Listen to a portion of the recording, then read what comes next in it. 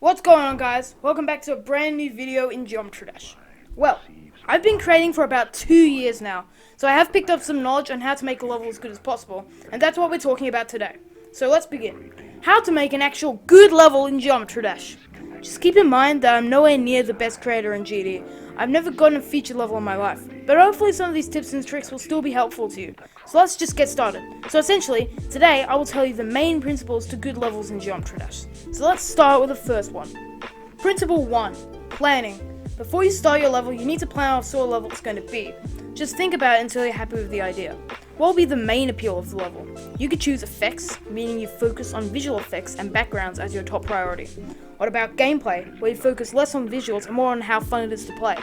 Then lastly, there is effects/gameplay, where you combine the strong points of the two to create an ultimately unique and fun experience. The creator Equinox did especially well in this level at Honor Room, being both fun to play and aesthetically pleasing. If you really want to step up your planning, you can find some graph paper and draw out your level. From here you can plan things such as air deco and color schemes, so overall planning is essential to making a good level. Time to move on to Principle 2, Gameplay. Gameplay is an essential part to more difficult levels. If your level is less than hard 4 stars, this section may not be much help to you, as easier levels don't really have real gameplay. But anyway, let's get into it.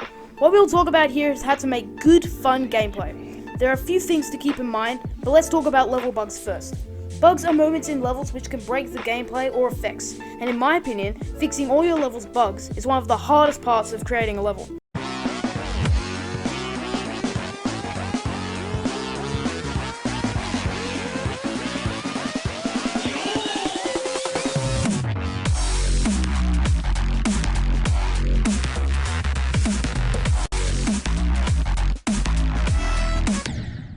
What I recommend you do is get a friend to play the level and see how they play through it.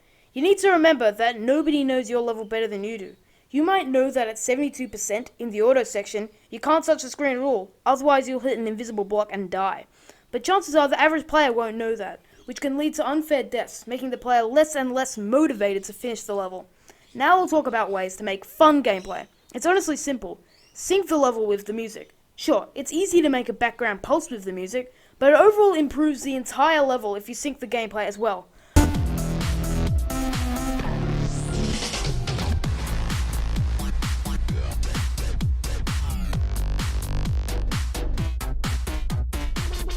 Another way to make fun gameplay is to make it fast-paced, changing vehicle every 5 seconds or so. With that said, let's dive into Principle 3, Decoration. Decoration is another important part to your level. Decoration includes custom backgrounds, air deco, and more. Since there is a lot to cover, I'll just cover them all briefly to prevent this from turning into a 30-minute video.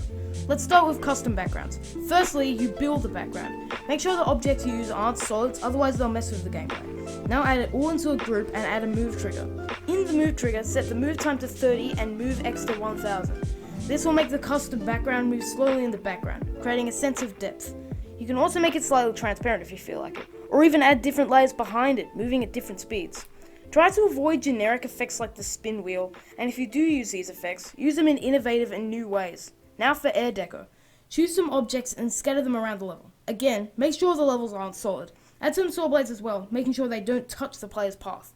And that's pretty much all you need. Lastly, block design. Block design is all about layering.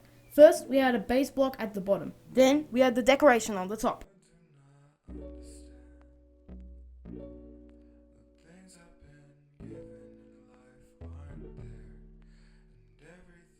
Now we have decoration down, we can jump into Principle 4, Colors. Colors is a very difficult thing to get right, but here are some tips. Make sure the level isn't too bright, otherwise it'll be too hard on the eyes. I recommend changing the object color, the block outline, to a brighter version of the level's main color scheme. One tool that is essential to good color schemes is called Adobe Color CC. This website will automatically create good color schemes, and you can even browse the community's creations. Overall, it is a massive help, and I recommend it if colors isn't your strong point. So there we have it, the 4 principles of creating in Geometry Dash. Hope that this will help you improve your levels and style. I've also attached a playlist of resources to help in the description, so if you need help, I recommend having a look. Remember to like and subscribe, it'll help me out. Thanks for watching, peace out.